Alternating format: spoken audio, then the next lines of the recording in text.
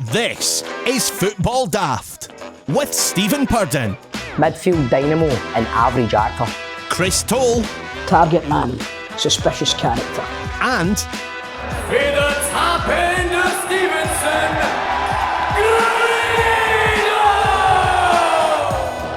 Welcome to Football Daft. My name's Stephen Purden, and let's welcome your starting lineup this week. First, a man who's thinking of leaving the podcast to form his own super Football Daft. See what I've done there? It's Chris Toll. If only. If only. Never know, mate. Never know. You know what I mean? Never know. Listen, do you know what? I would love it because I wouldn't need to talk about fucking Celtic to use to anymore. Aye, well. It's hurting my heart.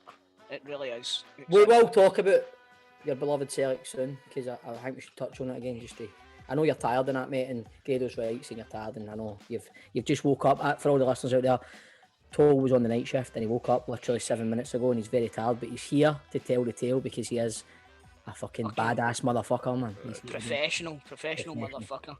Aye. And next, a man who has been accosting men sleeping on park benches. It is Grado.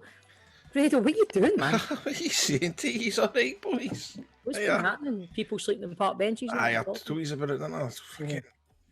I'm just so awkward. Everybody thinks that when they talk to me, they don't realise I'm actually a wee bit shy. See when I bump into folk, I'm the worst at creating conversation. I met a guy. Nervous energy. Aye, what is that? I fucking hate that about myself. I really hate it. You remind me of like different comedians I've worked with in the past, right? See, comedians, they're all very they live on their nerves. They're very, I don't know. Everything's very. I can't put my finger on it.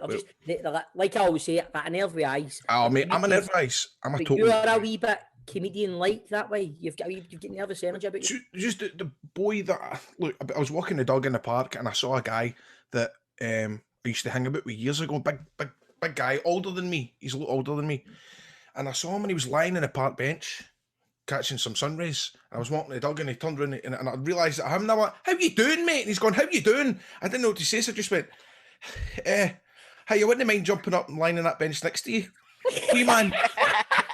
Wee man. And he went, battering. And he just walked away, put your face palms like, what the fuck would I say that for? You know and I was getting on, why is he lying on a park bench? Aye,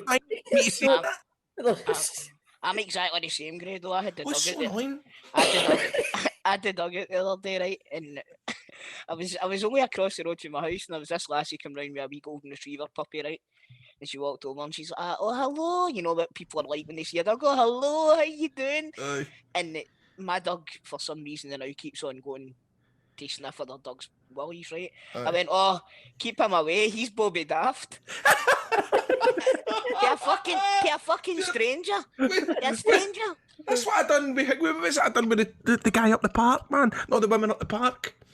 And he's, what was it I said again? Is there a woman in the park? There was a woman, there was a group of women in the park.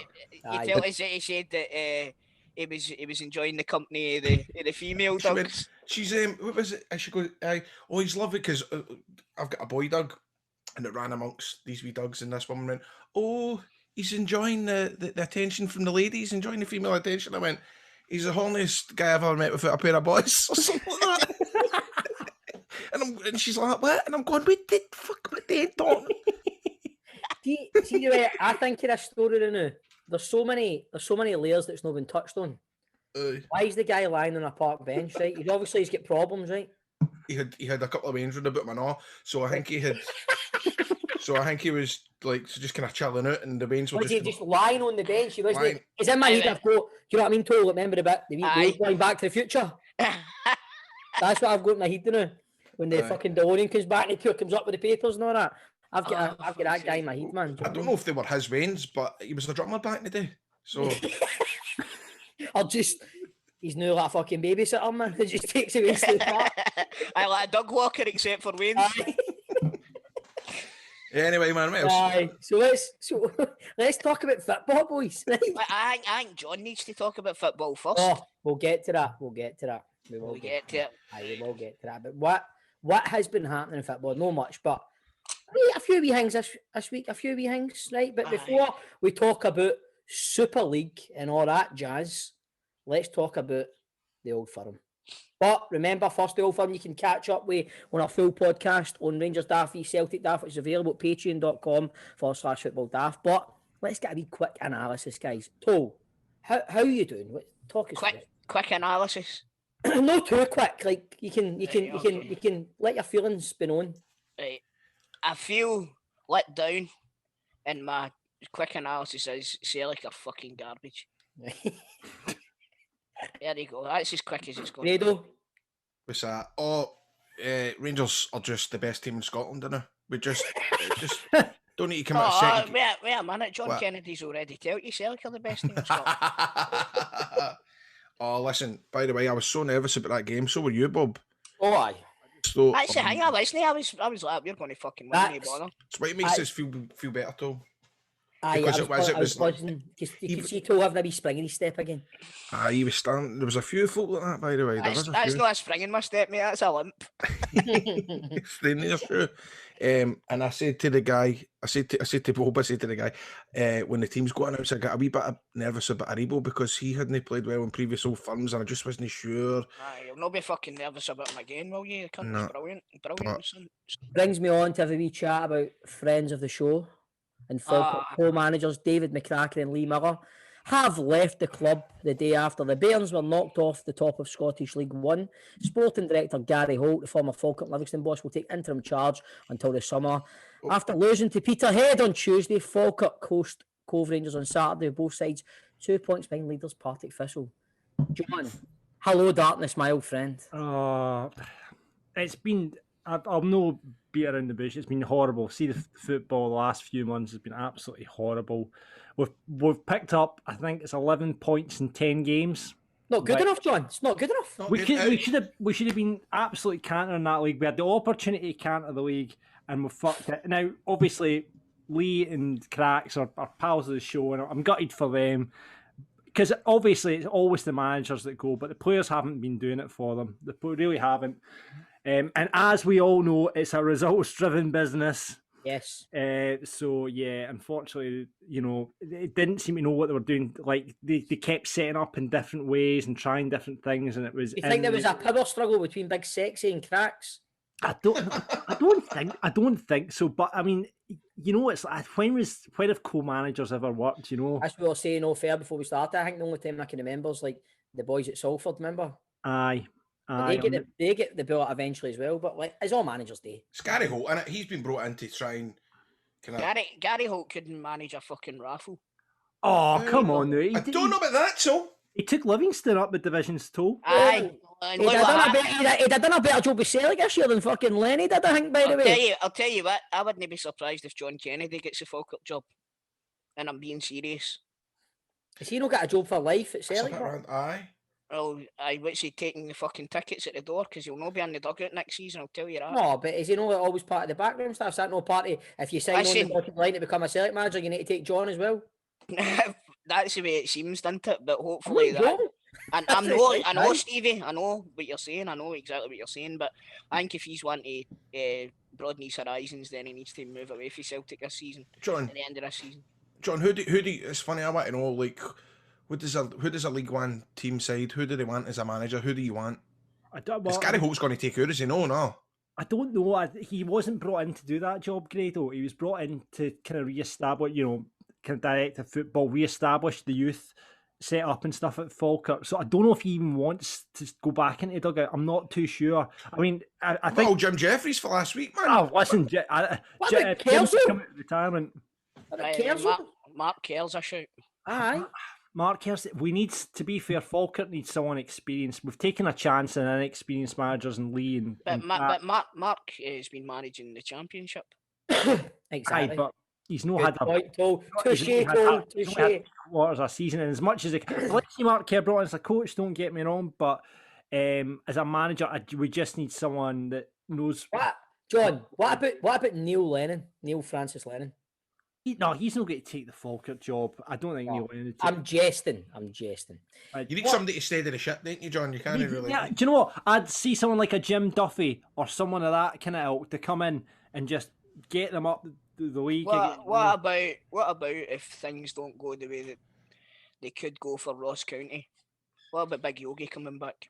There's a lot. He's- There's It's a big drop from though, innit? listen, I love Yogi, legend, Falkirk legend, but there's a lot of he left the club with a bit of sour taste in the mouth, and a lot of support. The supporters are pretty much 50-50 split on him. So I'm saying it's a the big thing is- jump. See if Ross County go down, then it's a championship, and then you take the Falkirk job. You're right back in the championship if you get them up. So it's Exactly. not that much a jump, know what I mean? And also, the 50% that are behind them, it would be great for them, but the 50% that are against them, he could just not fuck with them. that's true. That's true. And I don't think Yogi strikes me as the type taking a job would give a fuck about the 50 only behind them anyway. Aye, exactly. And also another friend of the show. Another just- friend of the show, yeah. We're just naming fucking friends of the show, aren't we? Oh, yeah, boys. Right. Talking of like kind of lower league football, right? Yes. I got a text message the other day. Oh, here we go. Morris Ross, No, friend of the show. no. Morris Johnson. I got a morning pudding. You want to sign for my amateur team? Right. Oh, I know who this will be. Who? Kenny Flip the Mindset. Aye! Brilliant. I'm like, but you know me, mate. I like playing football, so I laughed, and then I'm like texting back, going, when is this? Oh, When are you mate. doing this? Wait a minute, you're already signed up for FDFC. Football Daft Football Club. Aye. I know that, but just know what I mean. Just Oh, this is Bob. gonna be- Hey, ask him if he wants a goalie coach. I'll knock balls into goalies. You can't have my goalie. It's a Wednesday night. Wednesday night, I'm going to be training, and Sunday we're going to be playing the games. But do you know what? Am I going to do it? Let's probably. Think about not. it, you're going to miss Rangers games cause it, mate. I know. Plus, I'll be filming at 7 some nights on Wednesday. Bob, you might end up making it junior and all that. You could go to junior level, sign him with the buffs and that age again. You're still young, you know. 37, mate. Well, it's still time to play with the buffs Yeah, or man. Ben Bob Juniors or something like that. But That would be my aim. The buffs would be my aim. If I get to the buffs, could you imagine that me walking about with a buff start with Purden 9 at the time?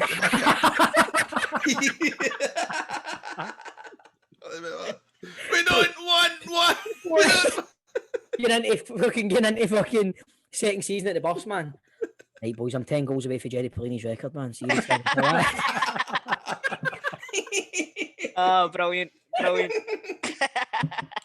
9. I was wondering how we were working Jerry Pellini into that there. By the way, happy birthday. It was Jerry Pellini's birthday 2 days ago. Was it? Happy Happy birthday, birthday, Jerry. Jerry. Friend of the Friend of show. the show. Happy birthday, Jerry. But anyway, I'll keep you updated with my progress if I'm going to accept the contract offer from Southside FC or no. But I'll get back to you. But more good news on the Scotland front as Kieran Tierney is on track to return from a knee injury in early May. Arsenal have confirmed he damaged the ligaments in the Premier League game against Liverpool, but he's not going to miss Euro 2020. That's good news. But Kieran Tierney back. Is he going to be playing alongside Nathan Patterson in a Scotland jersey? By the way, see, depending on what UEFA do, he might not be playing next to any fucker because of that Super League nonsense. Do you know what I mean? Imagine they still banned all the players for the Euros and all that. We'd be fucked. That's three-year best players away. Let's be honest, man. We're probably fucked anyway, you know. Aye, but we're going to be slightly more fucked than we would be. Proper fucked. Aye, no, but getting back to what you said there, Stevie, I don't see if Nathan Patterson keeps playing the way he's playing, he'll probably be banned now for the last few games of the season, I would think. Mm-hmm. But on form, he needs to be in that Scotland squad for me. I Definitely. agree. Anybody, and no disrespect to Stephen O'Donnell, but he's just a more dynamic, a more exciting prospect for me. And he should definitely be in that Scotland squad. That's the word, Tol. I agree with you 100%. And Grado, I think you'll agree with me here as well. Even watching the Rangers game last night, obviously Tav's been out for 10 games. Mm-hmm. I'm just sitting there choking for Patterson to come on. He excites me. The young guy. He is exciting. That's it. I can't remember the last time he brought a player through I was this excited about. There's a real competition there between Tav and Patterson, by the way. There is. If I'm Tav, man, I'm thinking, I mean, 6-7 weeks ago, maybe not so much, but in the last couple of games that he's played, Patterson, as you say, so exciting. Is exactly somebody. Honestly, it reminds me of that season where Alan Hutton controlled it in 2007. Better than that.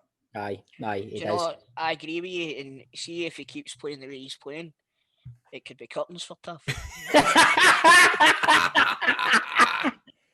Yeah. Toll, you're saying that there. See if you turn up and decide to play football next week at Ibrox, is Aye. it going to be curtains for Rangers, man? By the way, I'm fucking shutting the curtains and turning the telly off. I'm shutting the curtains and turning the telly off and crawling under the fucking bed. That's what I'm doing. Right, boys, anyway, that's the warm-up done. Let's talk about the Super League. How mental was Monday morning? I had a hangover for hell, woke up Monday morning, turned Sky Sports News on. Jose Mourinho's been gave his jotters, and there's fucking 12 teams breaking away to start a Super League. What the fuck? It was probably the most exciting 48 hours in football in the last 30 years. It was fucking dynamite. You're like, oh, what's going to happen? Are these teams going to get fucked out of the leagues? And my first thought is, see if these 6 teams get fucked out of the league, Leeds get a Champions League spot for the position that they're in now. So it was quite exciting for me from that point of view as well. Do you know what I mean? But that frees Jose up for his God-given role as a Celtic manager. I've got to laugh at these last couple of days. Well, that's right. Don't get me wrong, I've been glued to it. Now, I don't watch the English football, but just with all the carry on yesterday, and I see and I listen to Talk Sport, and I listen to all the fans phoning in and giving it. We've saved the day. We've saved football. It's fucking hypocrisy. It's total hypocrisy. This all stems from the greed that's in English football. Yeah. By the way, I can't believe they've never done any market research on this shit. I mean, they've hardly ever put up a fight. Like, they've not put up a fight. But this is why I don't bother with English football. It does me nothing. There's nothing I like. But I watched it when I was younger, when it was all hardy bastards with receding hairlines and fucking called Gary and all that. Like, see now, when you watch it, I can't get emotionally into an English football game because I know it's all just money. And they're talking about hypocrites. Receding hairlines and we're called Gary. But do you know what I mean? There's nothing like that anymore. There's no. I know. I watch the football players and I go, they don't care. The players don't. I feel as if when I watch, I go, they don't have they don't have that team in their heart. I could be wrong, but this is for somebody that looks for the outside, and it just sums it up. And by the way, it's not the end of it because there's going to be more of this. But I just think the greed in English football has caused all this. All these owners, and I've got to laugh at English fans as well, going, the Glazers out, the Kroenkes out. I'm like, mate, they're in billions of debt. Who is going to take care these football clubs? Do you know the thing is, Grado, like you're saying there, see your Kroenkes and your Glazers and stuff like that, and even, what would you call the guy at Liverpool, John Henry?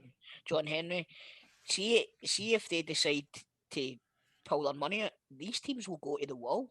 Oh, mate, they're fucked. Do you know what I mean? Like, see if Roman Abramovich decides, right, I've had enough of this. Every penny that he's put into Chelsea, he's put it in as a loan. Right? See, when he leaves Chelsea, he takes all of that money out. Chelsea will go out of business. Do you know what I mean? Unless he sells to another multi-billionaire, Chelsea will go out of business. I mean, there was talk about Barcelona. There was talk about Barcelona going to the Barcelona are in billions a day. Billions. Spurs have got 1.2 billion. Their Spurs are 1.2 billion in debt. But that debt's in that stadium. Yeah, right? Do you know what I mean? That debt's in that stadium. That's a manageable debt. Barcelona's debt is, I don't know where it comes to paying Messi that much money. I think I'm not even kidding on. He's on £600,000 a week. £600,000 a week. Barcelona are in a very precarious position, man. They're at a point where you go, when Messi maybe Messi's got a year or two left at the top level, 3 year whatever. When he's not there, what they gonna do? See, the thing is, the English teams have all been dafted, I felt, because the Premier League, the money that they get in the Premier League, see your Barcelonas and your Milans and all the rest of it, they don't get that money, didn't they, compared to what the Premier League do. This was something that would have suited them. And the English, I think the English clubs have been dafted and thinking, oh, this sounds great, but they're just wanting what they've already got. But what you're looking at, and for a point of view for the clubs that were involved in it, I think part of it was going to be that it was going to be streaming and they were going to be able to manage their own streaming service, right? So Man United have got like 150 million fans worldwide or something like that. I seen on the telly the other day, right? If 150 million Man United fans buy, somebody made this point, if they buy a game at £1 per game, they're bringing in £150 million per game. Aye. Now, what you need to take into account is the fact that there's no fucking way it's going to be £1 Going to be a a pound. game. No chance. It's going to be £25, £30 a game.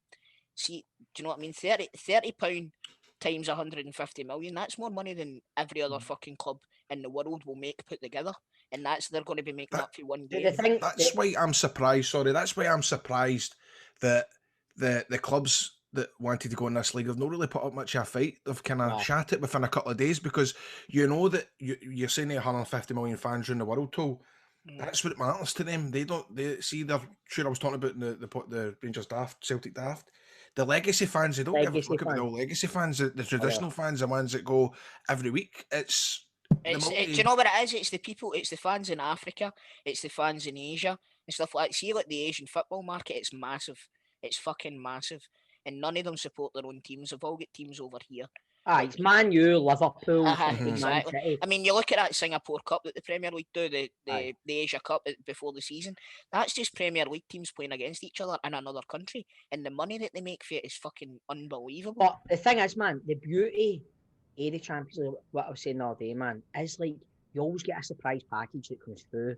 Player that fucking plays brilliant, gets a big move, and then see if you have fucking Juventus playing Man U every single year. You have fucking Man City playing AC Milan every year. Where's the fucking drama in that? Where's the anticipation? You don't want to watch the same teams playing each other every fucking year. You're right, Stevie. It would be like the MLS eventually. You know what I mean? But the thing for me, they've got to bring in some if they're going to do something like this, which I think they will do in the future. They need to bring in certain rules where. Remember, like the 3 foreigner rule, right? In European football, they should need to have 2 under-21 players playing in their first team, right? That way, the fans get to see these players that are going to be coming through, and it brings through the stars of the future, and you become invested in these players. You know what I mean? So what you were saying there, Messi and Ronaldo have only got a couple of years left in them each. When they go, that's the 2 main attractions to that league gone. Aye, big time. So you're going, right, who's your next big superstar? Right, exactly. Bayern said no, right? Dortmund said no. So that's Haaland. PSG have got Mbappe. They're saying no to it. So, right, see this Super League in 2 or 3 years, like you say, Ronaldo, Messi are away. What's the appeal to it? And I think the one problem as well is going to be the football, the money within normal European football is going to dwindle. Aye, because clubs are going to win their fucking domestic campaigns or get into Champions League for what? You're fucking close to going to war. Do you know what I mean? You know, you're going to be playing for Scottish Cup money. So it's obviously it would be more than that, but in a relative sense to the Super League, you know what I mean? Apart from that, it would have been a good laugh, wouldn't it? Aye, Boys, well, more football chat and daft chat and open line soon. And on the big question, we give you a very hypothetical question. What if the Old Firm were invited into the Super League? Ooh. And our guest this week is a man currently plying his trade with Cowden Beef, but has a few stories to tell after living through the Rangers journey through the divisions. It is none other than Kyle Hutton.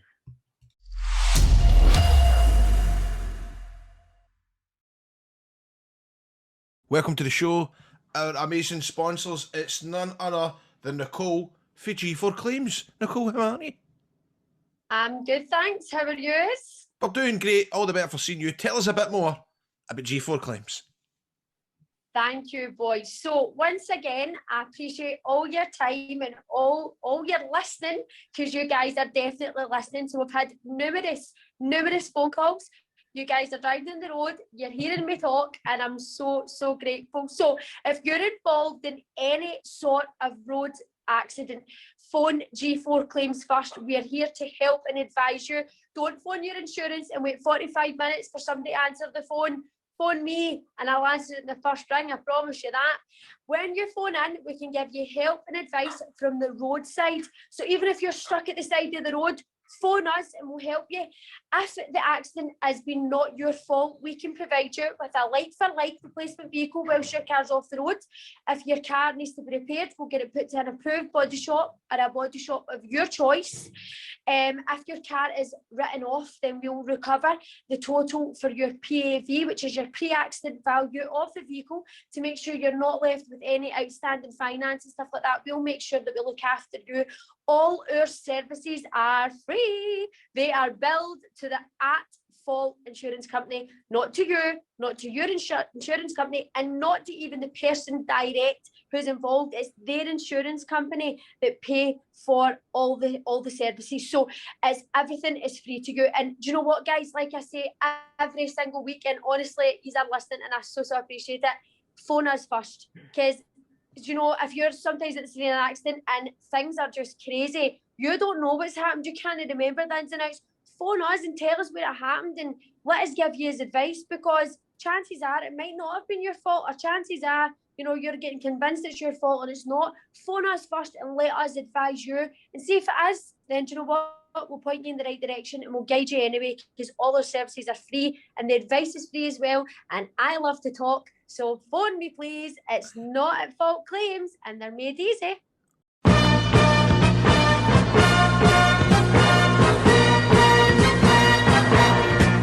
Welcome to the Football Daft Open Line, where anything goes. Is Jose heading to Celtic? 13-1 at the moment. We'll wait and see. Will Jack Annick be at St Mirren next season? Contract talks starting with him, so don't know if he'll be there next season. And after a video of Duncan Ferguson threatening a wee boy to study or else, is there any footballer in the world who could take on the big man? I don't think there is. No. As usual, we have our panel of football experts, and we always use that in the loosest fashion. Stephen Keevins, Graham Weedy and Chris Delhan. Boys, before we get on to the calls, Aaron Sharp got in touch with us via Twitter. He couldn't come on the open line, but he has this question for you. Are you ready? Yes. Cheese and jam together, yes or no? No. Aye. No. Yes. Get it. Get it. Get it. Get it. Listen, it depends, right? Because here's the crack. You never had a wee kind of cracker cheese night, and there's such a thing as chili jam. Yes. Yes. Chili jam. Now, if That's different, but I'm assuming he's talking like the strawberry. jam, he's talking strawberry. your round tree, or what you call it. I'm thinking jam that my wee lassie wants on a piece before she goes to bed and all that, and it's like, we cheat. Aye, no then, no. No, right, okay. Sorry. I'm going to be honest with you, I've never tried it. It might be the nicest thing in the world, but then again, sewer wrap may taste like pumpkin pie, but I'll never know because I never eat the filthy motherfucker. What film's that for? Pulp Fiction, my man. Beautiful. There we go. Lovely. First call on the open line, it is Rangers supporter Scotty Kirkwood, who's been on before. Scott Kirkwood, how you doing, Scott? You alright, mate? What's happening, mate? Sorry, I'm trying to Hey, look for my phone. Scotty! Oh, Look at that! Look at this. Sitting go. Handsome boy. I know. Fucking hell. Oddle. I'm Aye. leaving it. My work there, so just have a sat a bit. Are you doing door to door for the Labour Party or something like that? Scott, welcome to the show. What do you want to say to the boys this week? The question came up on me the day when I seen about the British Super League. It was just to get the boys' thoughts on that. I'm no for it, but I think what they should, or what I would like, is a British League Cup. Yes. Scrap the Scottish and the Carabao. Have a British Cup. Yes. That's a Great great idea. shout, And mate. here's one for you. Have a British Cup and have the winners of it qualify for the Champions League. Then you'd see the teams pitting out. Aye, you wouldn't. You're right. You wouldn't see a half-arsed split. Aye, Exactly. exactly. Aye, you're right. Exactly. I think we've conquered the world here in 10 seconds, boys. So Yeah, I'm pure buzzing for this. sounds like the best competition ever, doesn't it? It does. It really does. So, that obviously. Apart from when Portsmouth draw Inverness, that'll be. But how good does that sound? But how good does that sound? Aye, but then you're running the risk of fucking Shrewsbury Town winning it and being in the Champions League. Know what I mean? That's beautiful, but Well, that's true. That's the whole reason that we were angry at the fucking Super League, wasn't it? So it reminds me of that fucking Dream Team for Sky back in the day. You know what I mean? Tremendous. Do you know what I mean? That's coming out today. Obviously, there's been talk of it's all ifs, buts, and maybes. And this, like Chris had said, this story will come out, after the demise of the Super League about them trying to get Rangers and Celtic down to England. You guys are all Old Firm supporters. Would you be happy with that, Scott? You're saying no. Nah, stay in Scotland. You're a Scottish team. No, for me, like Grado says, we wouldn't get to go to Rugby Park anymore. Correct. That's what it's all about, man. I just like it the way it is. Aye, it's all right to know that we're winning that. Aye. I'm Genuinely, like Tottenham Arsenal. No chance. I want my wee boy growing up and experiencing fucking winning leagues at Tannadice and fucking Rugby Park. I'll tell you this, but Stevie, then, and I'm a major firm believer that if Celtic and Rangers went down there, within 5 years they would be challenging for the league with the money that's down there, right? But what I will say as well is your boy maybe wouldn't see them winning the league at Tannadice, but he could see them winning the league at fucking Old Trafford. Could you imagine that? You know what I mean? I know. But well, do you know what? Go back to what we were saying a minute ago. Keep the league format, keep everything the same way, but scrap the fucking Carabao Cup and the League Cup and just have a big fucking British tournament, man. Where we all just go fucking nuts. Yeah, that just needs a mega sponsor. Aye. And there wouldn't be G4 claims. G4 claims, exactly. The G4 claims British Cup. G4 claims for the early stages and then Manscaped. Once it gets a wee bit further on. I was turning up with fucking Jimmy Bullard and that other country Soccer AM and all that. Charles Maddox, Stone Island and all that one. Fucking Sky Sports shoes and all that. Going, football tournaments made easy.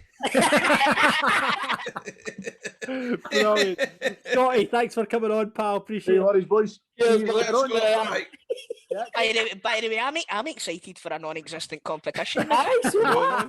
And can you imagine having that option on FIFA? Oh, mate. Imagine the We first... can do that anyway. But here's the thing. Imagine the first ever draw. I know. Do you know what it'd be like? But it'd be like back in the day, the old school fucking computer games. Even the commentary would sound weird. It's Shrewsbury Town versus Rangers. They would X Factor it all up with like the teams coming out to entrance music and all that. They would make it all pure Britain's Got Talent, wouldn't they? Too far, mate. Too far. Smoke machines. Aye, man. Next caller. Who's in line? Next caller. Right, remember a couple of weeks ago we had Jordan on and he had a brilliant story about playing with Danny Cadamatari over in Egypt. How could we forget? Well, he's Danny Cadamatari. That was his name. Cadamatari. Danny Cadamatari. Right, okay. Cadamatari. Cadamatari, of course. That sounds like an Italian insult. Jordan's back on and he wants to tell us a story about him appearing on Soccer AM. Oh, here we go. Yes. All right, lads. How's How's it going? Good, Oh, mate. good, What's happening with you? Here we go. The highlight of my week. Geese I it, know. Jordan. Geese it. Geese it. So the story goes, playing with Whitburn Juniors 3 years ago, and it was a cup tie at Hart Hill. Now, I don't know if you know Hart Hill, right, but the park is an absolute tatty field, right? It's a tatty field that never ever games on. But this day, it was battering down the rain, and we were all like the way that the game was going to be off. We thought the game was a certainty to be off. But they kept saying, no, it's on, like, nothing to worry about, the game's definitely on. But more and more games were getting cancelled to the point where every single game in the East region that day was cancelled except for ours, right? So we're turning up going, this game's going to be off. We've turned up, the park was an absolute swamp. They're putting sand on it, they're forking it, they're trying to get this game on for some reason. So because all the games were off, loads and loads of folk were coming to watch, like for other teams and that, different managers, players for other teams were all coming to watch. There was a decent crowd building up, but the rain was still on. So anyway, we're in the dressing room, about 20 to 2 o'clock kick-off. We've just warmed up and all that kind of stuff. Strips are on, there's loads of folk turning up outside. And the ref comes in and he goes, lads, I can't play this. He's like, this fucking pitch is too heavy, I can't play this game. So we're like, listen, we're ready. The other team's ready, there's fans here and all that, we need to play it. So a wee bit of peer pressure, I think the ref actually caved in and says, right, I'll give it a go, but any more rain, I'll need to call it off. And thank God it did, mate, because it actually changed my life a wee bit at that time anyway, because it was unbelievable what happened there. So the game kicks off, halfway through the first half, we're up about 2 or 3 or something like that.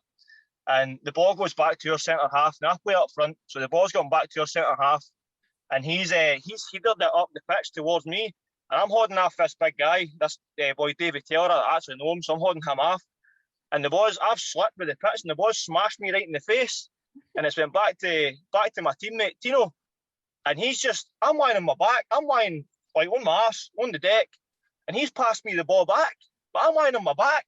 And I swear this right on my Wayne's life. People always ask me, did you mean this? I didn't actually mean to do it as sweet, right? But I did mean it. So I'm lying on my back, and the ball was about a foot off the air coming straight towards my stomach. And I've just kind of penciled myself straight, like poker straight on the deck. And it's played like a 1-2 right off my stomach. Because Tino chased it. And it played like a 1-2 right off my gut. And then we've ran through, and I'm sure he played a pass, and I'm sure we scored off it, right? But our wee left winger couldn't even fucking run down the line for laughing, right? It's the funniest thing I've ever seen, he said. And there was folk in the stand laughing in that, and I'm going, what's going on here? So we got in at half time, and a wee guy who was playing with us, I think he was injured that day, he came in, he's going, wee man, he says, what the fuck was that you done? He says, that's the best thing I've ever seen, man. He says, that's fucking brilliant. And I'm going, Coach, I don't know, mate. I says, just something that happened. I don't know, it was just a reaction.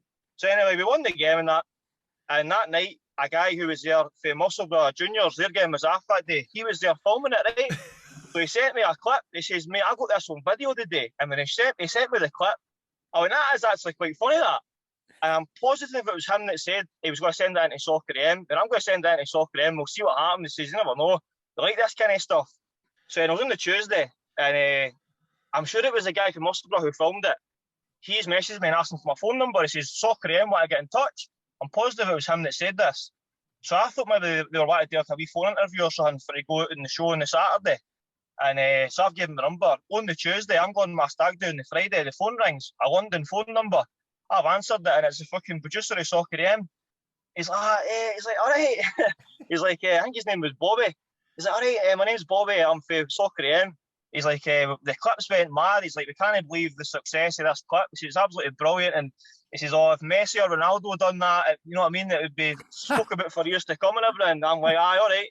He's like, we want to get you on the show on Saturday, right? So I was like, you're fucking kidding me on, man. So they're like, no, we want to get you down. He's like, I says, well, I've got my stag do on Friday. I'm going to Newcastle for the weekend. And he says, well, I want to get you down to recreate the belly pass with Jimmy Bullard. So straight away, I'm like, right, I'm fucking coming, mate. The stag do's getting patched. I'm the stag, I'm coming. So, they arranged it. They arranged it for us that we could go down to the stag and stay there kind of all day on the Friday. I was allowed to take one of my mates. I was trying to get all the boys to come down, but they couldn't. The show's on its arse, to tell you the truth. They didn't have the budget to get us all down there. But I was allowed to take one of my pals, and me and my mate, Big Kev, man, what a laugh. We got on the train at 9:30 at night on the Friday for Newcastle, and we've jumped into like the first class. One of them to be there. We've fucking emptied the trolley and that. It's all free if you're in first class. We've emptied the trolley and that. We're absolutely tanked up on the baby. Got down to London, hotels and all that kind of stuff. Like Big Kev on the been to bed for 2 days. He'd been night shift before he came to the stag. He was fucking singing to his head. We're sat in this Indian restaurant at 4 o'clock in the morning in London, eh? Like, absolutely class, man. That's brilliant. So then we went to the show the next day, and this is an absolute classic. So we got there about 7 o'clock, 7:30. We've turned up, and we were on with, you know, the band Blossoms? Aye. So we're on with them, right? And Big Tom Davis, the boy for A League of Their Own, he's a great guy. So we went through and we're kicking the ball about and that, and there you go, Bullard comes through. He walks at the wee tunnel and goes, where's the fat lad, right? I'm obviously standing there. I'm like, oh, hey, what's happening? He just ran and jumped at me and that. What a guy, mate. Great guy, eh? I bet he looks at it, didn't he? Aye, mate, he's a legend, eh? So he's like, mate, do a couple of practices of this and that. So I'm lying on this fucking, it was that bite there, it was soaking, that John Anna Reese thing was soaking. So I'm lying there, man. He's trying to chip this ball and he can't do it. He's like, oh, what am I going to do? This is going to be on live telly. What if I can't do this? I'm like, I've got no idea. You'll just need to try and do it. So we went through the wee hang and all that, and we're playing away. By the way, everybody was absolutely different class with us. They can't fault how good they were. So I came to live telly, and like my arse absolutely collapsed. No one to lie. I didn't even talk or nothing, to be honest. So we're trying to do this belly pass, and this is on live telly, eh? And I'm looking at Kev, and Kev's giving me the fingers and that behind the camera, trying to make me laugh. Bullard can't chip this ball into my stomach, sorry, he just can't do it. He's like fucking starting to crack up. He ends up chucking it, and even anything he nearly fucking misses, and I pure get it round, he smashes it out of the bar. And he's all raging and that, and then once the camera cut away, he's like, "Oh, that was fucking terrible." I went, "Aye, I know." My mate Kev goes, "Fucking 30 grand a week, you catch up a ball 5 yards, fucking hell, right?" He turned around and he went, "No, it was actually 40 grand a week." Fantastic. That's a good Love story, it. man. Yeah, that's You'll fucking never brilliant. forget that, man. We'll, if anyone's listening, we'll retweet Jordan the video so you can see this pass for Jordan because it's absolutely incredible, That is unbelievable. so funny, man. It's Absolutely so funny. brilliant. Jordan, thanks for coming on. Just for getting me back on, lads.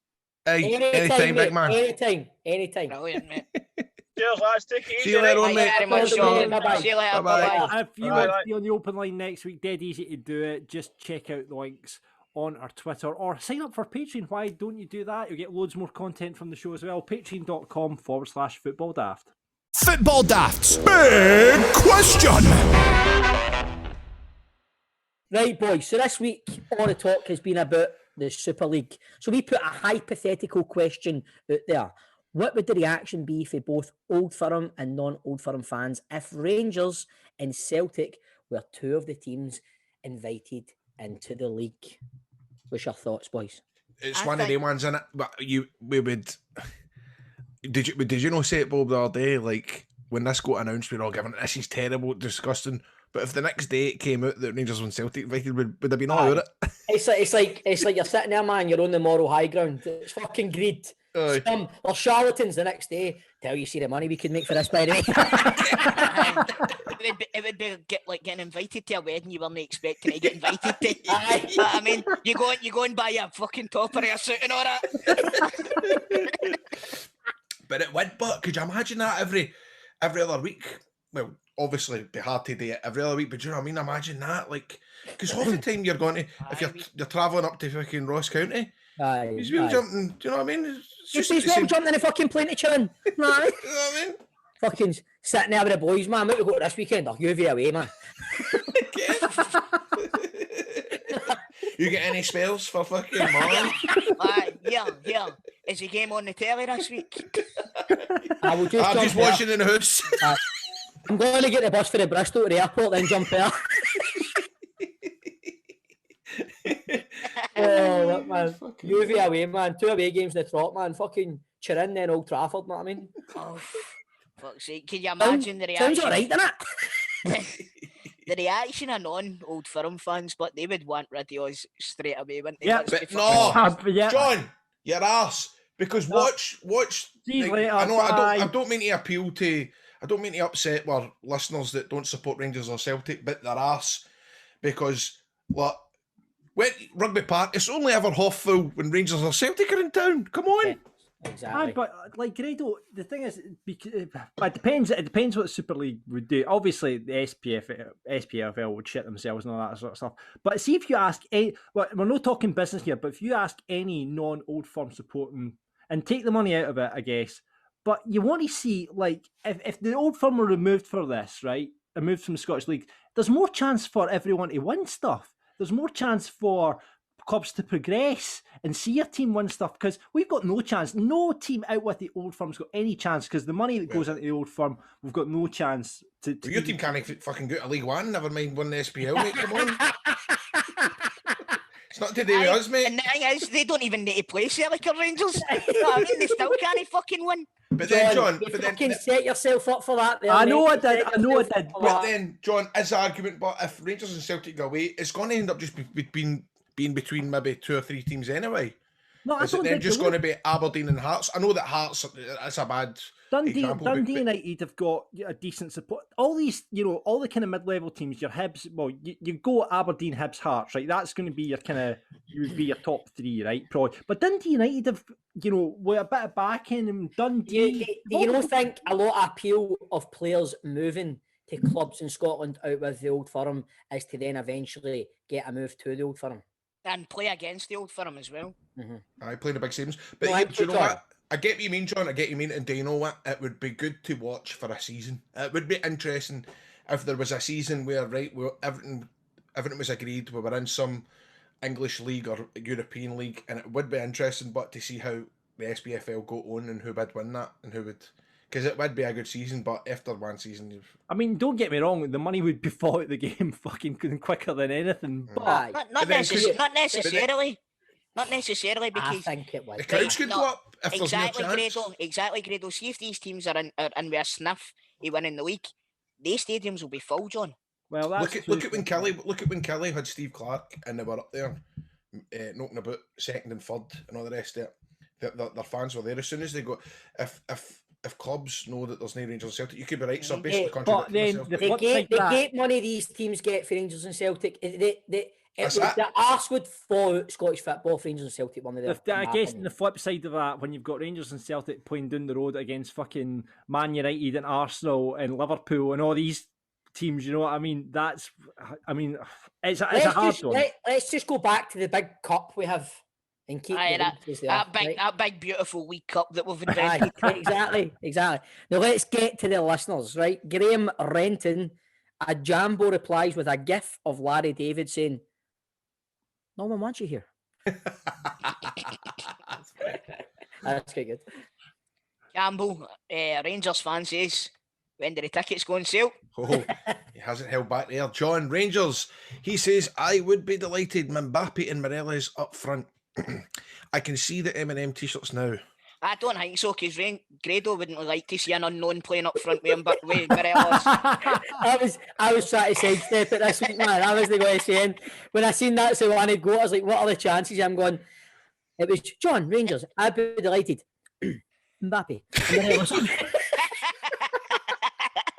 Callum, a Celtic fan, says, I really wish people would just leave things the way they are. Oh, well done, Callum. A Celtic fan saying that. We don't want things left the way they fucking are. Stuart said, would not be pleased, but the EPL can take the moral high ground about saving the soul of football when European teams and smaller leagues battle to win championships, but still need to qualify for the Champions League, while teams can gain the same benefits from just coming fourth in England. It's a valid point. A shorter answer on future, Stuart. Come on. I like that. It's a valid point. No, I'm kidding on it. It's a valid point. Roberto, a Rangers fan, well, he says he would prefer getting an invite to the English Premiership, to be honest. Tweety Pie, Rangers fan, says the Old Firm have been trying for the last 20 years or so to jump ship, so to take the moral high ground over the Super League smacks of hypocrisy. I can see the point, but Davey, a Rangers fan, says it's an easy decision for the famous. As no one likes us, we don't care. That's funny hearing you say that. Rob, a Dundee fan, he says, well, I guess they need someone to be bottom of the table. Oh, very funny, Rob. But no, that's a thing. See, if Rangers and Celtic were to go down south or into the Super League, they would get fucking pumped. And John, Rangers and Celtic sports wouldn't like that. John, see if we get the money up front. Celtic and Rangers are a very fucking attractive prospect for football. See, just cause you've not got cracks and big sexy anymore, don't come on here with a fucking attitude, okay? Yeah. See another thing I know which we're forgetting about, John. See you saying that, and you're right too about the appeal. See now in modern day football, see agents and all that, they're no daft. They'll be going, see if you get a contract playing with Rangers and Celtic. Here's the stats. Your fucking Instagram follows are going to treble. Your Twitter followers are going to treble. You're going to get more chances of this and that compared to what you would get if you signed for the likes, say, Sterling Albion. No, I mean an English team. And that's at Big King. Aye, West Ham. You're right. Yes, you're right. It's probably the best thing I've said. Back to the listeners. Next one up is Dark Helmet. Join it for 5 years and we'll call it the Banter Years episode 2. Then when we have 700 billion in the bank, we'll rejoin the Scottish Premiership and win Terry Monroe. That sounds beautiful. Chris says Super League. I'll have a soup.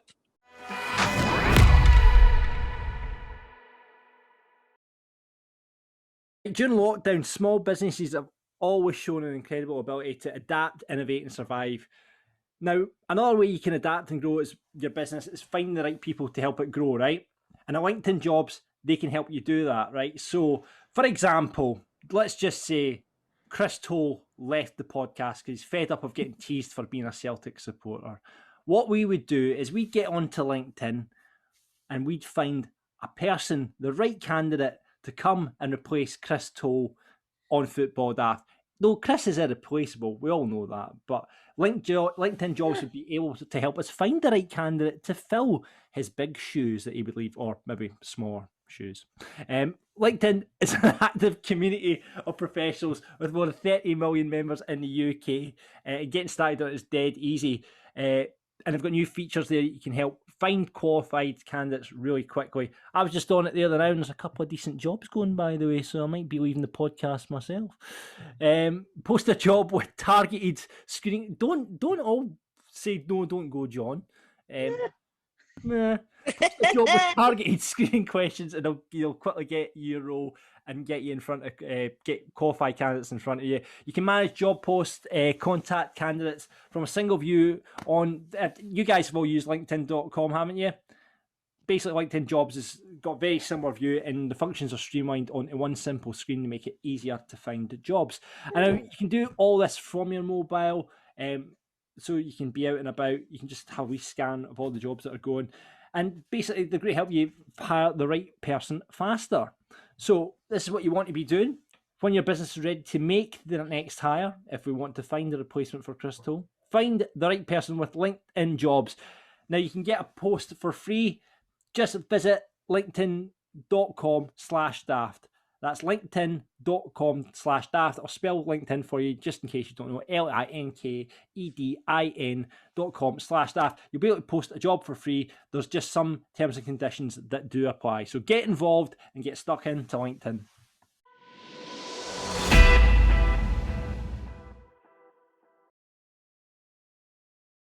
It's the Player Profile Playoff with piesports.com. They are serving Scottish football fans with pies during lockdown, so you can enjoy the taste of Scottish football while you sit in your house and you watch the games. Hopefully not for long.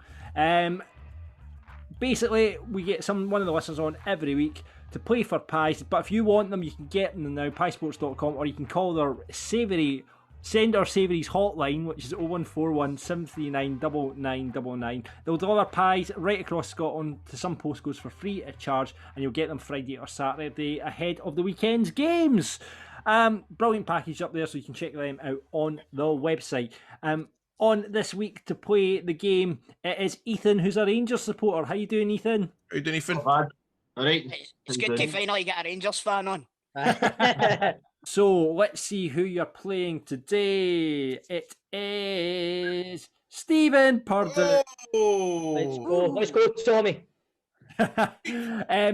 Ethan, what's your buzzer going to be? Tommy. Stephen. 55. Still doing for that 55 one. Right, gentlemen. Well, I don't know if this is good news or bad news for you. We're heading back to 2006-2007 season. Any memories of that season? What age were you, Ethan? 9. You were 29 in 2006? No, I was 9. All right. I'm pretty sure, right? When I say Hey, man. fucking hell, you're like Wilson. Stephen, remember this one? Chris Boyd, top goal scorer. Goals. Rangers. I don't think Rangers came away from it with a trophy that season, did they? I was going to say, I think we're trophyless, mate. Nah, I think it was a bad season. Yeah. Aye. Was it? Like, I think because it was the next 2000. It was Le Guin, and this was Walter Smith taking over from Le Guin in this season. It was a double for Celtic in that season. Are you all right, John? I'm just saying. Right. Anyway, let's get on to the players then, shall we, gents? Right, okay, first player coming out. Let's see if you get this one. This Rangers forward made the jump to Fir Park in this season after struggling to find a place in the first team. Despite scoring 5 goals while on loan at Doncaster. Who's in that? Tommy? Me, Tommy. Ross McCormack. It is Ross McCormack. Yeah. Well done. Fucking the best agent in football, man. The money that cunt's made. Ross McContract, is he going to get it's called? I saw Ross McCormack in the plane to Tenerife that year too. Right, and I'm going to Cool, keep going. cool, man. There Cool, you man. go. Cool story.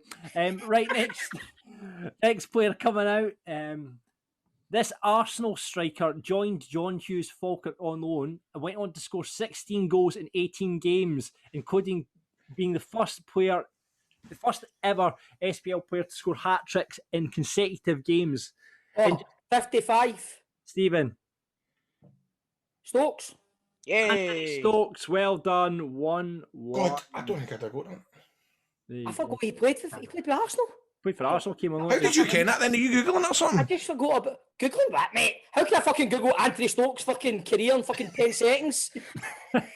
There's a way. Right, 1-1, all to play for, boys. Just when I thought he Falkirk, and I thought, anyway, go, John. Okay. This towering centre half moved across the city to United from Dundee after being at Dens Park since 1998. 55, Stephen. Lee Wilkie. Yeah. Oh, 2-1, Stephen Oh. Hutton. Well You played. give Tommy the pies, but No, I'll get Ethan the pies. If you want to get your pies, get her to piesports.com.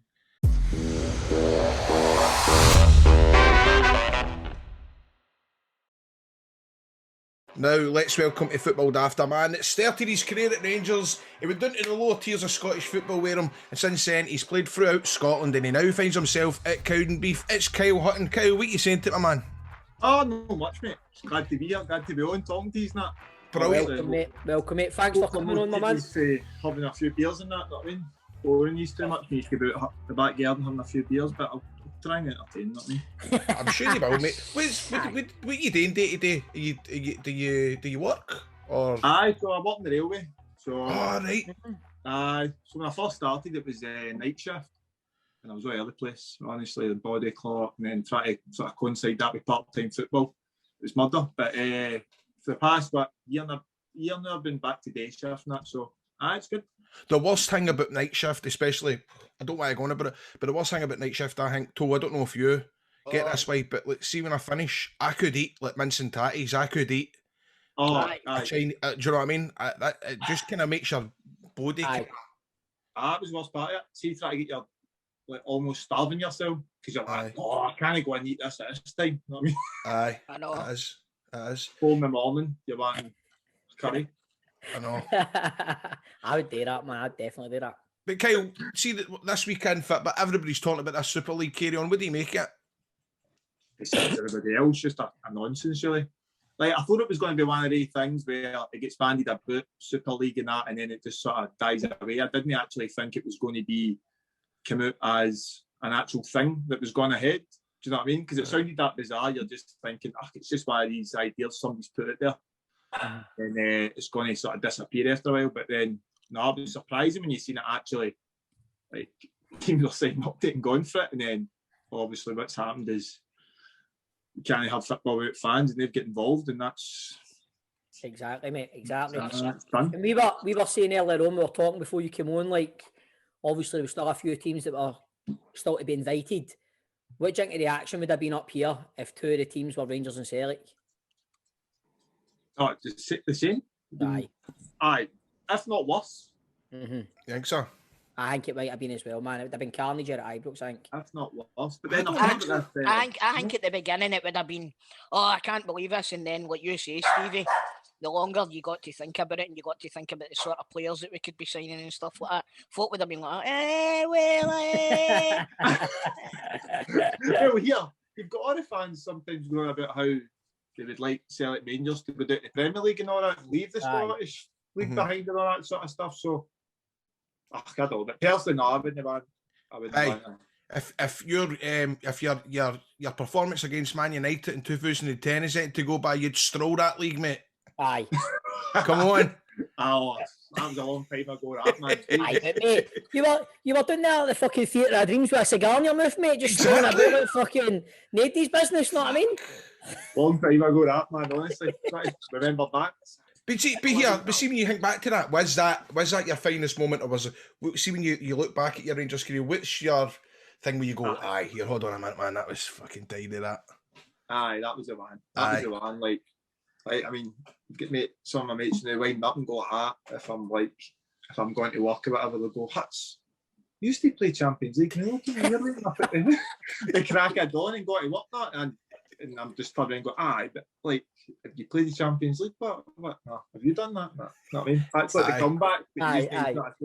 So it's banner, but no. When I look back, that is the thing that I'll take away. Like when I sort of think about something like that, will always be one of my greatest ever memories. That playing against Man U and stuff, just the whole experience of it and stuff like that. So, aye. Who were you up against in the middle of the park that night again, Kyle? That night it was Scholes and Carrick. No, they've not done much in their careers, have they? But you know what I mean, fuck's sake. You know what I mean? And that's the thing. I was like, how was Scholes? Like, Scholes is Scholes, amazing. But that night it was Carrick. That night for me. Aye. I was just thinking, no, that way you think yourself, like you're doing no bad in the reserves when you're sort of training with the first team every day, and then you're getting a chance with the first team. And I'm no bad at this. Then you play against these guys, you're like, oh, I'm miles off it. Aye. Was it Broadfoot, or would you call him? Fuck, Amy McDonald's. Would you call him again? Ricky Foster. I was it one. Who was it that kind of scored at the end of that game? Was it that game? Was it did Broadfoot no break Valencia's leg that night or something? No. I don't know if I remember that. That was done there, wasn't it? I was on the bench at Old Trafford, and then I started at Ibrox. So, but down there it was Broadfoot broke. It was Valencia, wasn't it? It was Valencia's leg. It was out for about 18 months or something. It was a badging. It was a badging, to be fair. I remember that. Sorry, I've just took a fucking Tony the whole interview right down with that there, I'm sorry. You know what I mean, man? There we go, man. Typical Celtic fan. They're trying to get every wee victory everywhere there, Kyle. You know what I mean? What a night that was for you, Kyle. What about when Broadfoot snapped for Ensign? He was at 14 minutes. Fucking thugs, ain't you? She's a thugs. Kyle, that must have been Broadfoot. But I'll tell you what, that's not the most damage you've done in fucking Manchester. Hey, you're Celtic fuck. Come on. There we go. That's us, we're off, boys. So, just Kyle, obviously, right, you're at Dumbarton now, right? But yeah, I see you on Twitter and that. You're a big Rangers fan, you know what I mean? Just to bring Toll back down to earth. What you thinking of a club winning the 55th title? What you thinking of it all, mate? Good season. Well, we've been talking it with me and you, so. But no, brilliant, man. Superb. Like, obviously, sent a few boys were sort of sending tweet suits that before it was official, but as soon as it was official, Celtic could not catch us. It was a pleasure sending out a wee tweet, and the amount of abuse I got was even better, to be honest with you. That's what I put it out for, just to see listen, you should just be concerning yourself with Cowdenbeath, alright, you fucker. Taking you back, right, obviously we're talking about you playing at Old Trafford and stuff there, right? So we win the league, Walter Smith says he's away, right? And then we all know what happened after that, McCoy. What was the club like? See, when Walter said he was off, did you behind the scenes, was there any alarm bells ringing? So I remember seeing Walter Smith in Rugby Park saying this club needs investment, right? Was alarm bells ringing at that point for players like yourself? No, there wasn't. I've been asked that a few times, but there generally wasn't. Mm-hmm. We just thought it was just because Coisty started taking the cup games and stuff like that during the week. Aye. So we already sort of knew that. Obviously, had an idea that obviously the Gaffer was going to be leaving, and then obviously Coisty was going to get the job. So that was just a way of him bedding Coisty in, putting him in, leaving him to manage the league games. Mm-hmm. So at the end of the year, we sort of knew that was sort of going to be the script. So when he said that, when he announced that he was leaving, there wasn't any alarm bells whatsoever. We just thought that's just the way the club was going anyway. Do you know what I mean? Coisty was coming in, that's why he was taking the league games. He was going to be the manager next season. So when he announced it, nobody was thinking about what happened. Eventually, do you know what I mean? And then that was that. And then it must have been brutal, right? And I see obviously quite a few players decided not to forward their contract on. Right? Yeah. Was that when that came to a point? Did you have an option? Was any clubs sniffing about you that? Because you had been, like Stevie and Grado were saying, you'd been playing in the Champions League, you'd been playing in the Champions League as well. You know what I mean? So. Well, at that time, I wasn't really looking to leave, but then my agent at the time said that Brentford was interested. I think they were league and they won the Championship. They were League One at the time. Mm-hmm. Mm-hmm. And he was saying, look, you want to go down there? And I was like, I said no. I was like, no. And then obviously, as you said, you started seeing people leaving. So you start thinking to yourself, oh, right, should the right decision leave? Is that the right decision here? Am I making the right decision by saying no to Brentford? I think it was the next day, Coisty phoned us just to have a chat about what was going to be happening next year and stuff like that. And then after I had the chat with him, I came right off the phone my agent and says, nah, I want to sign with Rangers. I want to sign on again for obviously the journey back up sort of thing. But it's one of the ones you it's not. I would never say regret like playing for Rangers and all that sort of stuff. But it's like a wee thing in the back of your head. I wonder what if. What if it's just a wee thing sometimes in the back of your head. Like, what if? Do you know what I mean? Because once you go down south, if it doesn't work out one team, you've always got different other teams you sort of can bounce about after. You know what I mean? There's so many teams. Not just that as well. You look at Brentford now, and you look the way that they've come on since then. You know what I mean? But see, I'm a great believer in everything happens for a reason, man. I honestly do. I would never go back and think about stuff like that. Aye, but maybe Brentford tried to sign him for a reason. No, I know what you mean. No, I wouldn't say it's the back of my head. It's just sometimes when I get asked the question of, do you wish that you stayed or you left? It's all. I mean, with that, like, it wasn't great with me in the third division and coming up the leagues. It wasn't great. We weren't great at all. But the whole experience of it, still, even though we're in the lower divisions, was unbelievable. Still, do you know what I mean? What was the, like, see, like, I remember the famous first game, man, bloody, in the cup. We didn't even know if it was going to extra time. The players were walking off and all that, and it was on BBC Alba. Me and my mates are sitting watching it, you're just like, what the fuck's going on here? But what, like, see, when you go there, and you know, and all the players have left. We all know the famous players that left, your Naismiths, your Whitakers, whatever, they all went. What was it like then when McCoys took that first training session and there was like, how many of yous? I don't know. There wasn't even a lot of yous there, wasn't there? No, it was. It was just, to be fair, big McCulloch was the captain at the time, so obviously it was just a small group. And that I had the meeting and Jig was just like, look, lads, I know we're doing the third division, but we just treat this as the way we go about any other season at Rangers. I do not, like, obviously we're only worried, but he's like, don't worry about the number of players we've got to know. We're going to build a squad.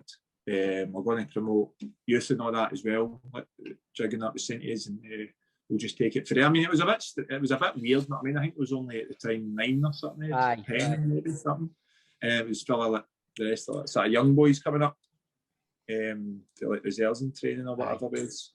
It was weird, but at the same time, we were just like, we knew there was going to be a slight sort of influx of players anyway.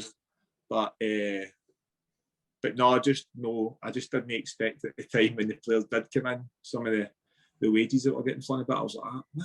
Aye, mate, that's a big thing I was going to get to and all that. That was the thing with me, because I was like, Ian Black came in on that, branded about like £8,000 a week or something. Jesus, he's in my position, man.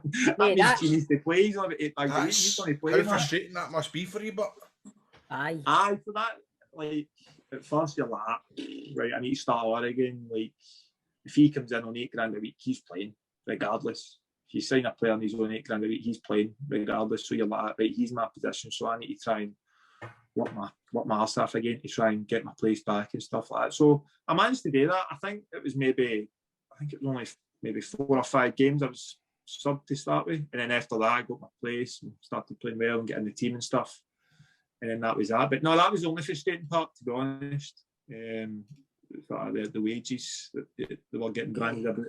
You're saying that there as well, Kyle, but it's like it was on £8,000 a week, and that's not even including his bookies winnings. You're really fucking low on the tone this. Aye, mate. Gambleraware.co.uk, you fucking... That's shocking, Tol.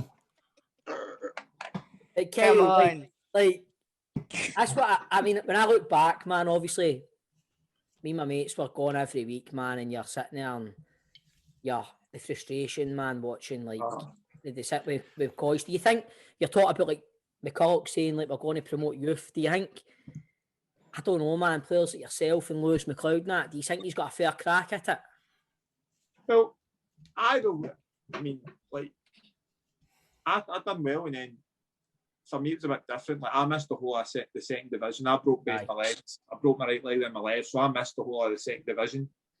And then obviously if you miss a whole season, players then come in and sort of get their places, not that, and they're sort of mainstay of the team. And then obviously the next year I had to come back again and sort of do everything all over again, try and get my place back, all that sort of stuff. But players like Lewis McLeod, like as soon as the first day that Lewis McLeod came in, I don't think you had to promote him. He came in and he was brilliant. Pre-season games, it was just unreal and stuff like that. And you knew he was going to play every week. But maybe, like looking back, maybe I think they could have promoted a lot more young boys, maybe. But at the same time, the pressure was going to go up. Do you know what I mean? Like there wasn't any room for. We didn't go like we'll promote hundreds of young boys. We might not go up or whatever, but as I said, it's just what he hangs on. Pedro says, but everything happens for a reason, doesn't it? Exactly. Do you know what I'm going to say or not, right? Let's see all this third division carry on. It's depressing me now. I want to know, right? You're a wee guy, you sign for Rangers, you turn up at Murray Park, right? And you walk into the changing room and you see the players, some players that you probably watched as a wee boy and went to Ibrox and saw. What was that like? Who did you, when you walked in and you went, whoa, I can't believe such and such is in the dressing room. I can't believe. Do you know what I mean? Tell us about that. Tell me about the excitement. It was like when I first, so as a wee guy, you'd go up to Murray Park, see it like Easter. You'd go up for the 4-day training camp, and then there was a wee woman in the corner, and she was like, you'd go in and stay in hers and stuff like that during the Easter sort of camp things. Then you'd wake up with all the boys and go into training and stuff like that. And just going into training, like Bomber and Durante and stuff, that like they were taking us, do you know what I mean, at times, and coming in and giving us wee tips and all that, and taking us for wee passing drills. But then obviously, if you seen like Fergie walking down the corridor or whatever, you just, like, I always remember, like, you'd see Fergie and that, and all the boys would be like nudging each other if you had like a tap to get signed or whatever. You'd be nudging you. God, don't you ask him? He'd say, no, you ask him. I'm not fucking asking him. You know that? Yeah. Sometimes you'd have banter with you, Fergie, when you were younger. You've got Barry, can you sign that for us? And you'd just look at you, you'd go, you get marbles in this, son. You've got that. What? No, that, you know what I mean? Sometimes you'd be dead straight face and just like look at you and bam you up and that, you'd be sweating and all that.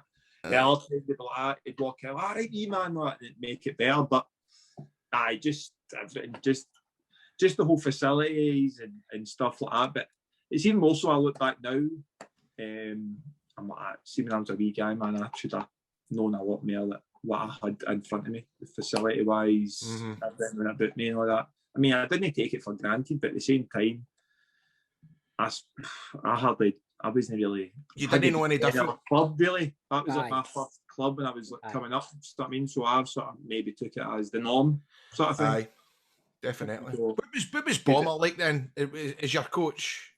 Bomber. So he was at the reserves, and I was the under 17s, and believe it or not, I was like playing striker. I was playing up front. Right. I was a striker, aye, and I'd scored a few goals. Scored in it was after I scored in the Glasgow Cup final against Celtic in the final. Brilliant. And then after that, they sort of put me up to reserves with Bomber, and he was taking it. And Jesus Christ, man, I just didn't want to go back up again.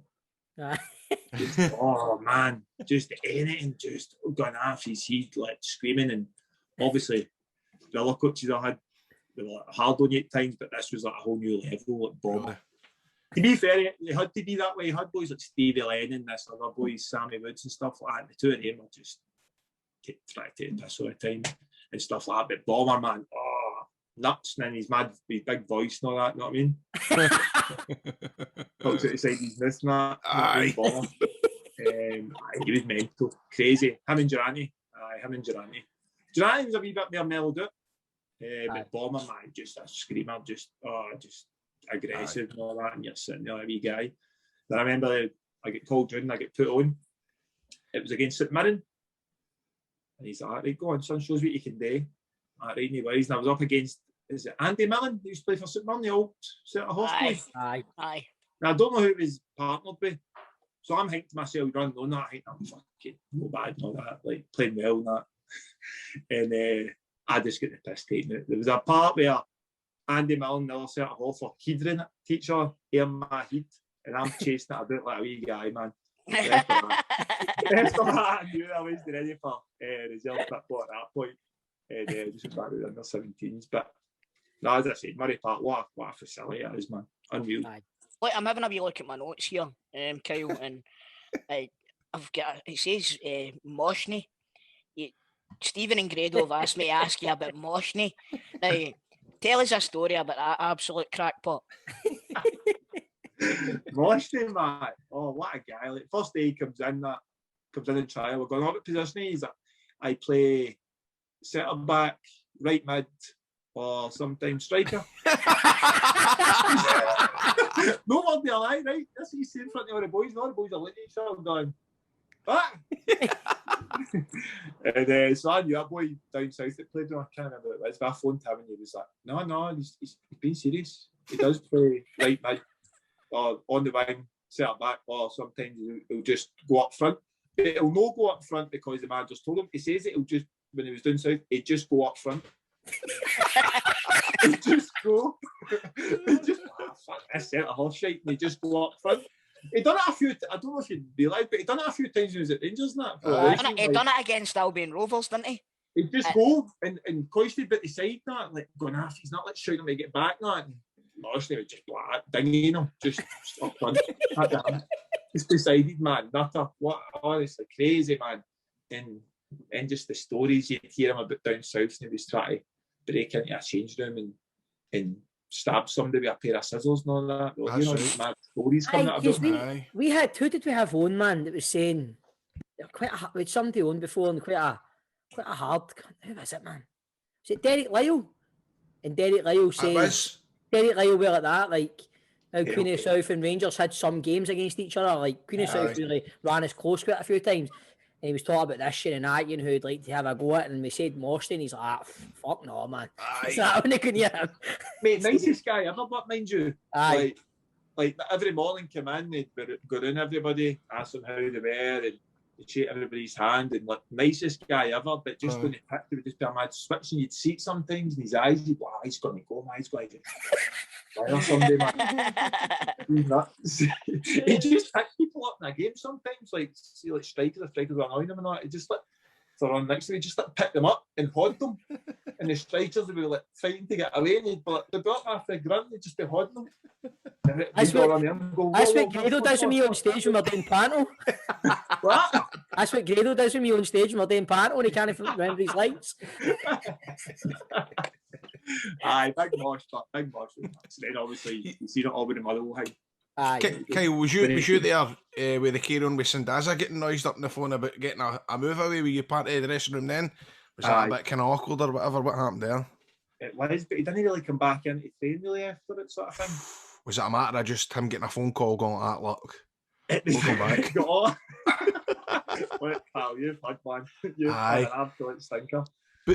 So I get done behind the scenes, like away from everybody. Like, we all knew, obviously it was getting banned about and all that, so we knew, we were like, if you go, I'm looking at it and I'm thinking, Jesus Christ, what's he done here? No, I want to know, see how when stuff like that happens, right? See when stuff like that happens, you know, in like WhatsApp group chats or anything like that. I know it was a couple of years ago now, but did that ever happen when something maybe happened and you're in the group chats going, what the fuck is this? Aye. That's amazing. Tell us about that. I want to know about that. Like, but Fran left, and then he left WhatsApp. Not Fran Sandaza has left the group. Did that happen with players but Lee and Rangers? Aye. I don't know why I find that so interesting. Do you know? No, mate, I get it. Because I would maybe be like, I don't know, if you've had like a season or two with somebody and then he gets a contract and just leaves the group, I'd be quite sad phoning them going, you didn't need to leave, mate. You can stay in the group chat. All that kind of awkward, mate, we're going to need to chuck you a group. Stevie, is Grado still in the River City group chat? Mate, you can't get his all bad name like that, getting caught like that. You need to leave, pal. Did he not end up the top scorer in Spain's second division the next season or something? Aye, something like that. At least somebody understaffed. But see when he came in, right? Like, obviously, Coisty loved him. Coisty was like, oh, brilliant, now I've got Fran in there. First, he can't kick the ball right. I'm not babbing him. I'm not like, he would always, like, if we're doing passing, he's like, just ping it out, but he couldn't ping it. He couldn't hit it with his laces. And then, I don't know what it was, just never, I don't know if he could, but he just never hit his laces, or it'd just be like a wee sort of curly toe floaty thing all the time. It's just, he'd all going, what? Is he? Ali's like, brilliant, Fran. Fucking brilliant. We've got Fran. That's what I want, Fran. That's what brilliant for son. We'll be fine. We've got Fran. What Probably was, top 41.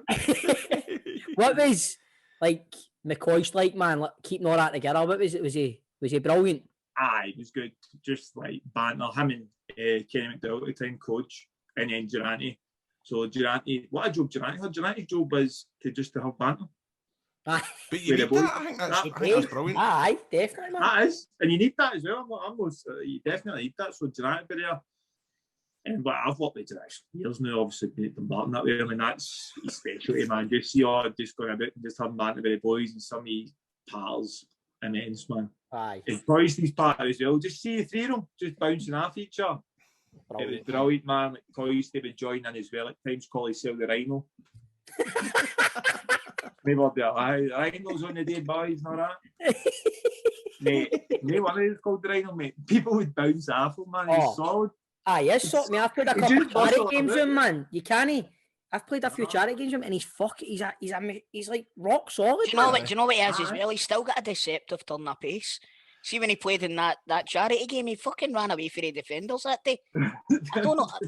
Aye, but it was why the defenders no Bob Malcolm, man.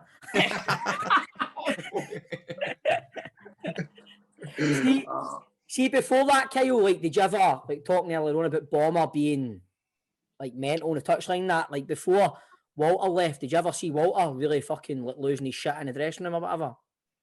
See, not a lot, to be honest with you. He lost it once at Griggsy. I can't remember. Celtic beat us anyway. Can't remember. I was on the bench and I was just sort of young as well, young boy. And him and Beats, it was when Beattie was up. James Beattie, aye. So they two get caught being out of Corinthian to Loyals. I think it was maybe, it wasn't. I think it was maybe 3 or 4 days maybe before the game or something. Mm-hmm. And Walter Smith signed everything. And he found it out. They two were out. And so after the game, he beaten even right through Griggsy. I think you're a fucking big man, all that stuff, gun night suit and all that stuff, living the big life, and you fucking perform like that. So that's only one time I've really seen him lose it, is obviously with that. But other than that, see that time, the team he had and that, I don't really think he had any. Really lose it. Sometimes did he lose it? No, because I get asked that question, do you ever see him losing it? No, he'd like laugh as well, like he's like that. Dubai fucking come off. Dubai fucking come off. And laugh was like, aye, just take me off, Gaffer. He's like, no, I'm fucking kidding you on, get fucking back out there, I'm fucking do better that thing off. I was laughing, he said, want me to fucking take you off? And laugh was like, aye, Gaffer, I didn't play well, just take me off. And the Gaffer said, no, fucking get the fucking saying off that. So laugh would just wind him up, he'd get bound up with laugh, but as gone off his seat, nah. I never really seen that. Do you want to fucking come off laughing? Aye. I know he was I had a stink career and I was going. Hell is this one, Kyle, right? It would be remiss of us not to mention a certain kidnapping event in Edinburgh. Fucking hell, man. Oh. What the fuck happened? Just fucking... Mate. I thought you were going to just go at her. Mate, we just fucking got kidnapped, man. Usual, I just kidnapped that. Usual, mate, good into niggery, man. You just get fucking... No, well, me and Cal were through in Edinburgh for the day.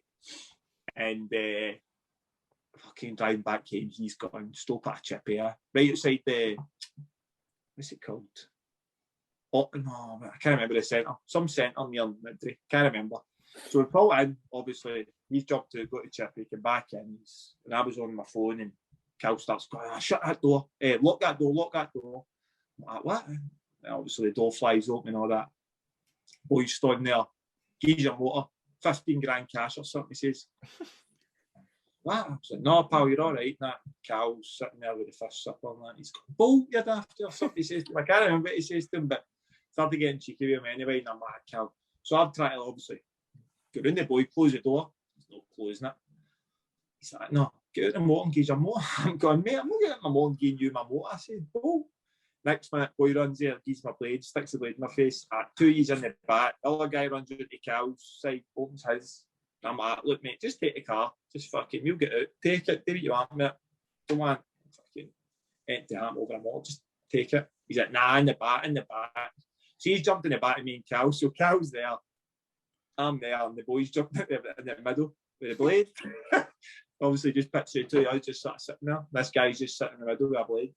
And, it fucking sounds horrific, but I don't know why we're laughing. No, mate, that's horrific. I mean, you're looking at the window and that, you're like, what's happening here? Is this a battle? Is this fucking Jeremy Beadle going to pop out? What's happening here, man? And Jeremy Beadle. So the other guys jumped in the passenger seat, and then this wee guy, I said it before, the drunkest guy ever, jumps in the driver's seat, didn't he? I'm thinking, what's happening here, man? This wee guy could hardly walk. I could see him walking on. He's went, boom, jumped in the driver's seat, and he can't get it into reverse because you need to push the gear stick down and push it across. He's putting into first gear, and he's jolting forward into the car in front. Oh, this guy's fucking, what's happening here, man? I'm like, mate, you need to push it down. Well, telling him how to kidnap you. And he's gone, mate, he comes out and he starts flying. I mean, like, boot down, flying through red lights. I'm like half buzzing, thinking, right, police are going to see this. Surely, this fucking motor doing 70 and a 30. This guy's like fleeing about, and Cal's going, let me out, mate, let me out.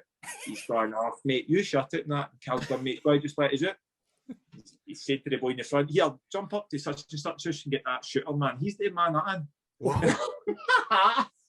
No chance, mate. I'm like, let us out, mate. He's gone, mate, honestly, shut up. I'm like, right, okay. So, Niddy golf course, I think it was, drove us down a wee ditch, and I'm thinking, right, Cal, in my head, I'm thinking, right, we need to do something here, man. Run, fucking, just throw ourselves out and fight them or whatever, I don't know, man. But they got out and they're like, here's your licence. That was it, give me a licence, know where you stay. You say it to the police, we're coming through your door, we've got your address. So I'm like, right, okay, no worries, that. So we gave him the thing, mate. And that was it. Just throw away my motor, and then me and him will just stand in the middle of this Midray golf course. And then fucking Andy Beck walk out.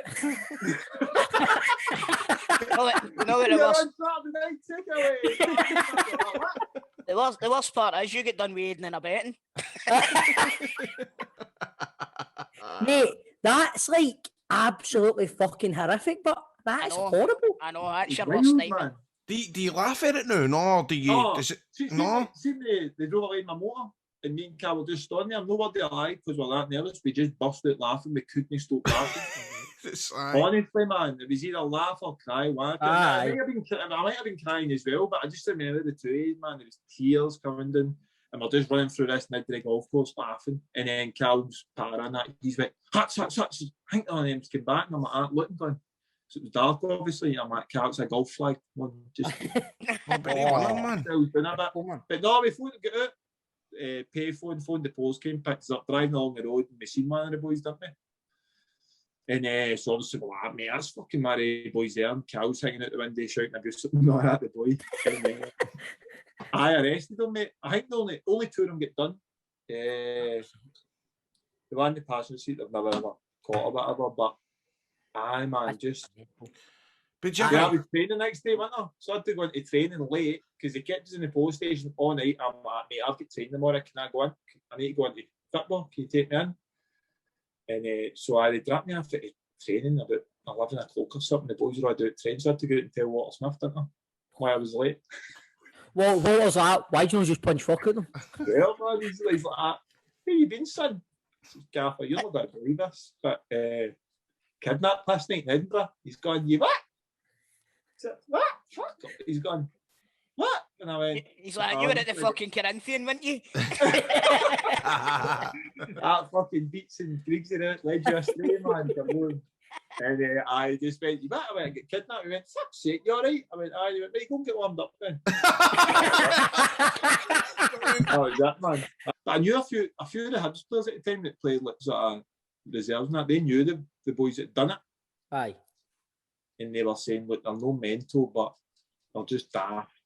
Says it'll be sound and all that. They're just daft boys and all that. You don't get Big Bob Malcolm onto them now? Do you not get him in the case now? I know. Big Bob and Barry.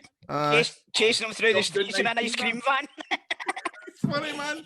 It's like, I'm not joking. Bob, put the ringer on. Put the ringer on. I know.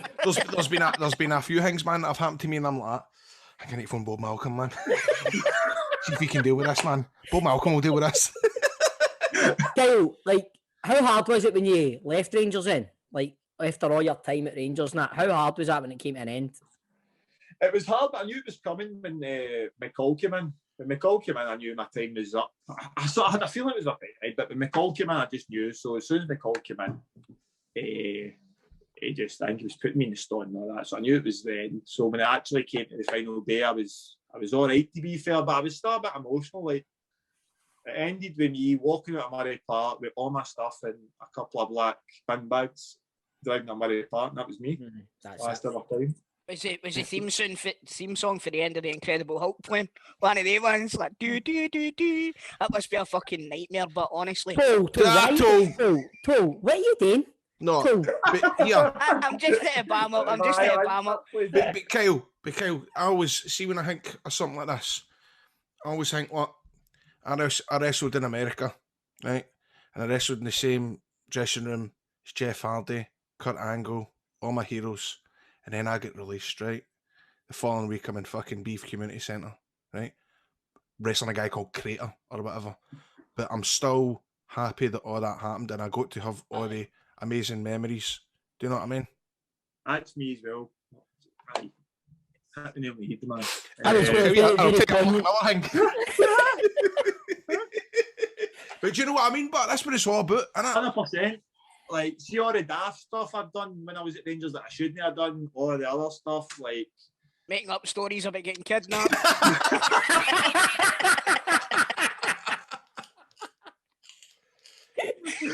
Oh, what time? Honestly, I had about 18 missed calls to the missus, and I'm like, I get kidnapped last night, and she's like, get to fuck. Oh, man. She was linked to your Fitbit and your heart rate was going through the roof. Yeah. She thought you were up to something else. Look at his heart rate, he's in fucking Edinburgh and all that. He's with that fucking Naismith boy. You're up to the fucking... I was kidnapped. Somebody get that James Beattie on the phone. Oh, fucking brilliant. Oh, what man. Oh, brilliant, man. But, mate, like Grado's saying, mate, you lived the dream. Played for Rangers, team you support, you lived the dream, mate. I mean, you can't have any regrets. Grado says, man, like, all the stuff you've done, that you can look back on that for the rest of your life, do you know what I mean? Exactly. It's obviously not panned out the way you hoped it would, but at the same time, you've enjoyed yourself, do you know what I mean? That's what it's all about at the end of the day. Just enjoying yourself, man. You'll make stupid decisions that I've fucking made a shitload of them, but as long as you enjoy yourself, you know what I mean? Exactly, mate. Before we finish up, every week on Football Daft, we put our guests' Scottish football knowledge to the test with our 90-second football quiz. You up for it, my man? This could be embarrassing, right? I am. Right. David Martindale is top with a score of 16. In joint second, we've got John Sutton and Chick Young with 15. Mark Wilson and Keith Lasley are third with 14. Other selected scores include Charlie Adam on 10, Gary Harkins on 9, Ross McCrory on 6. At the bottom, it's a tie between Peter Lovenkrands, Derek Johnston, Craig Levine and Mixu Patalainen on 3. And Grado's holding his horn up because Barry for EastEnders was on the show. He's in there as well. I think he's on 5 or something. 4. 4. He's on 4. Is there anybody on that list you'd like to beat, Kyle? Chico. Charlie Adam. There we go, right. Charlie Adam. But you can't pass. You must give an answer. Even if you don't know, just fucking fling out any answer. Right, this comes out right. Right, go. Here we go. Can I ask you questions today, lads? Of course, mate. Aye. Right, okay, doke. Right, Johnny, you get 90 seconds on the clock? Have indeed.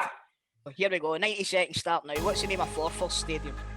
Forfar, Newbank, something like that. I can't remember. Which Scottish side was Casper Schmeichel on loan with in 2007? Falkirk. What was the final aggregate score between Liverpool and Real Madrid in the Champions League semi-final? 3-1.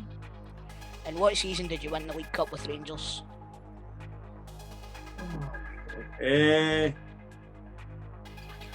2014. Sammy the Tammy is a mascot for which championship team? Tammy, I'll go for Alloa. Who is Celtic's current number 9? Griffiths. Who were the first team to pull out of the Super League?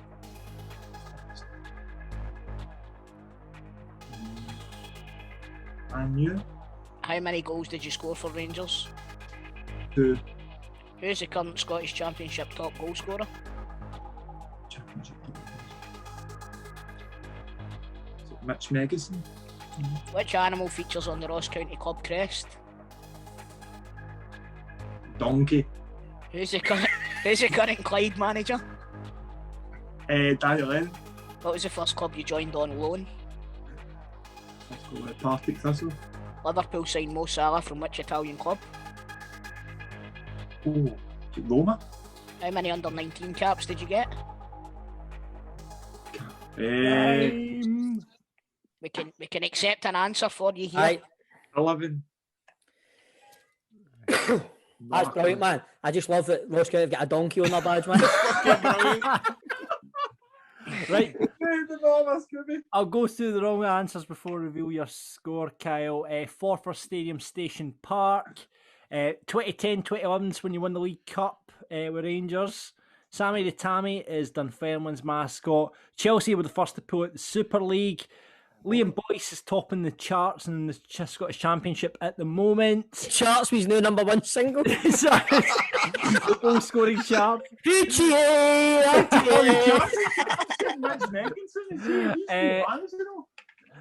Ross County's got a stag or a deer, I would accepted, on their club crest. And under 19 caps, you got 7 apparently.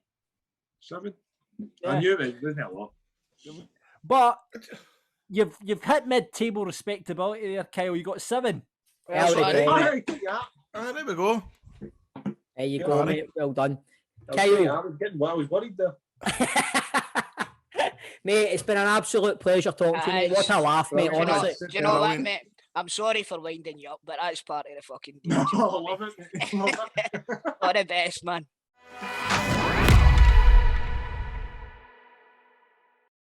Kyle Hutton was probably one of my favourite guests so far. That story about the kidnap, aye, that's a belter.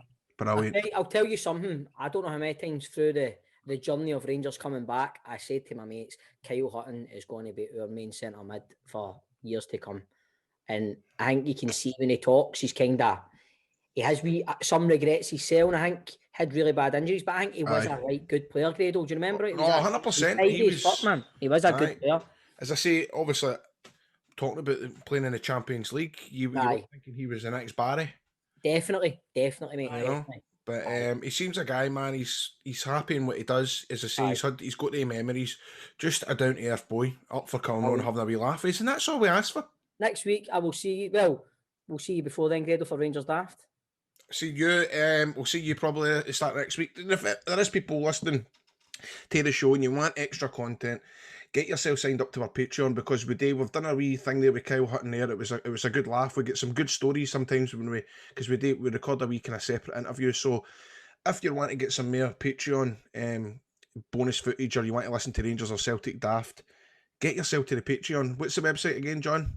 Patreon.com/football daft. We really appreciate it, because you can also get us on social media through Twitter at Football Daft Pod, Football Daft Podcast on Instagram, and just search for Football Daft on Facebook. Yes, because really with the Patreon, man, every penny counts, because Grado's skin after paying for a couple of guests. So cheers, guys. Listen, if enough of you sign up for the Patreon, we could maybe get Mbappe.